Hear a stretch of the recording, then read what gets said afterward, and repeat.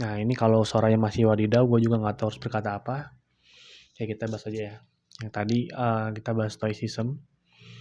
Jadi gue pertama kali kenal stoicism itu tahun 2020 akhir, tepat setahun yang lalu saat video ini dibuat. Gue kenal dari sebuah buku judulnya The Art of the Good Life, karya Ralph Dobelli gitu ya. Itu salah satu buku yang mengubah hidup gue. Ya, akhir tahun buat gue adalah awal tahun maksud gue adalah momen yang cukup sakral. Dan di momen akhir tahun pergantian tahun itu yang akhirnya sakral itu ya salah satunya gue mengisi atau apa ya namanya ya,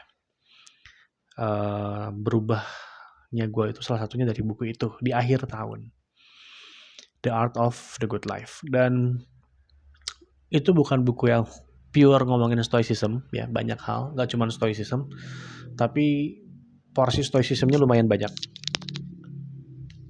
Bukan buku yang secara terang-terangan melabeli sebagai buku stoicism atau stoa.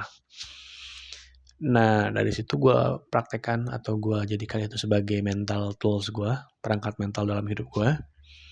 Dan ternyata itu mengubah hidup gue. Ya, tambah-tambah misalkan gue punya habit baru, gue baca Atomic Habit, gue tambah habit baru yaitu gue OCD setiap hari. Dietnya Deddy Corbuzier ya. Gue makan dari jam 12 siang, paling cepat itu jam 10 pagi. Ya, dan terakhir itu harus 8 jam. Toleransi 9 jam kalau posisinya aktivitinya padat banget. Jadi kalau makan jam 10 berarti terakhir itu makan jam 6, paling toleransinya jam 7. Kalau jam 12 berarti jam 8. Jadi gue gak pernah makan malam lagi, apalagi di atas jam 9. Itu habit baru gue, termasuk habit baru gue adalah meditasi. Jadi dengan pemahaman atau praktik mentality tools dari Ralph Dobelli, The Art of the Good Life, salah satunya dari Stoicism, kemudian OCD, kemudian meditasi setiap pagi. Gue juga olahraga TRX. Itu transforming banget, ngubah hidup gue banget. Dan di akhir tahun 2021 ini, kalau kita bicara buku Stoicism, gue juga akhirnya beli lagi satu buku ya, judulnya Ego is the Enemy. Sebelumnya bulan Novembernya gue beli buku judulnya Filosofi Teras. Itu juga cukup bagus lah ya, kalau menurut gue cukup bagus. Cuman yang Ego is the Enemy itu wadaw banget sih, bagus banget.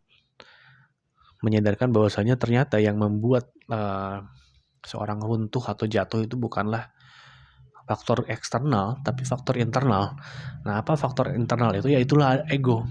Ya, gue kenal banget banyak orang yang dia tuh runtuh bisnisnya, runtuh kerjaannya, runtuh karirnya itu karena ego. Dan gue juga kayak semacam refleksi ya, kayak gue semacam mikir, oh iya, ada beberapa hal dalam diri gue pun yang harus diakui itu karena ego, yang untungnya sekarang udah sadar. Jadi ego is the enemy itu beneran asli. Ego itu musuh, asli itu musuh banget. Karena ya itu tadi, gue aja ngelihat ya dari sekitar gue dengan mata kepala gue sendiri, banyak orang-orang yang memang runtuh tuh karena ego. Dan kita selama ini selalu diberikan sebuah pemahaman bahwa ego itu menjadi motivasi. Lu kalau pengen sukses, lu harus A, B, C, D gitu kan. Seakan-akan yang diglorifikasi itu ego. Ini agak kontradiktif. Sorry, ada suara knalpot. Ini agak kontradiktif karena justru sebetulnya ego lah yang menjadi sumber kejatuhan gitu.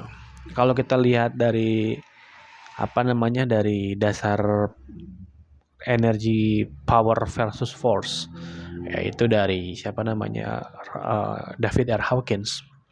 Teman-teman kalau udah kenal mungkin boleh, udah kenal saya kalau mau cari-cari bukunya itu highly recommended banget. Jadi memang ego atau kebanggaan itu, pride itu berada di level force. Energi kan terbagi power versus force ya. Power itu simpelnya energi positif, force itu energi negatif. Nah, si ego, si kebanggaan ini maksudnya ke force, ke energi yang negatif, yang merusak, yang akhirnya memang betul ya. Kesuksesan, maksud gue, kesombongan itu adalah awal dari kehancuran. That's right ya. Banyak banget orang yang akhirnya runtuh karena kesombongan. Nah, itu energi yang merusak dan dalam sudut pandang power versus force, ketakutan, energi-energi negatif yang lain tuh akarnya tuh dari ego. Sumbernya itu dari ego gitu. Makanya di sini di power versus force diajarkan bagaimana caranya melepaskan ego. Meletinggokan ego, meletinggokan kebanggaan. Nah, di Ego is the Enemy ini juga dijelaskan banget secara detail why lu harus ngeletinggokan yang namanya ego. Karena itu bisa menjerumuskan lo. Contohnya ego terkait passion.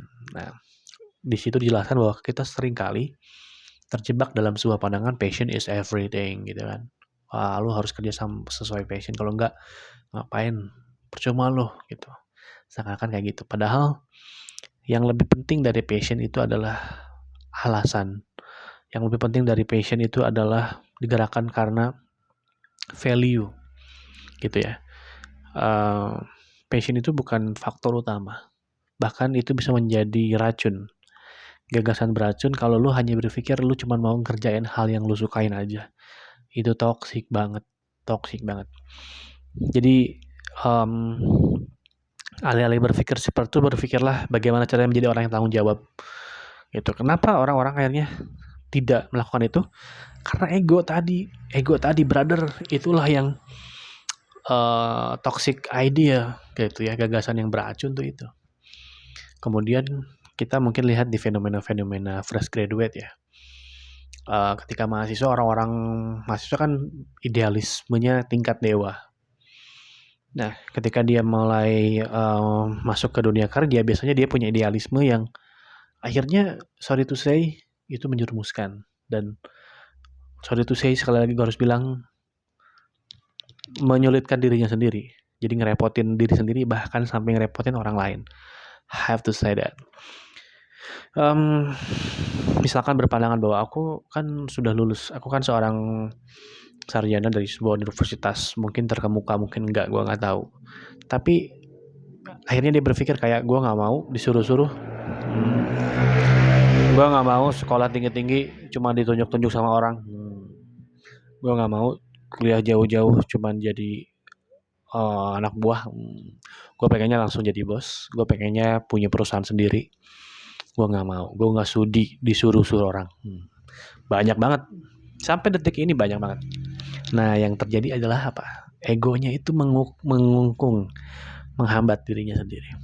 Padahal konsepnya adalah ketika kita membukakan jalan untuk orang lain, sebetulnya kita sedang membukakan jalan untuk diri kita sendiri. Itu yang banyak gak diajarkan ya sama orang, sama guru-guru kita mungkin. So that's why just always remember, because the ego is the enemy.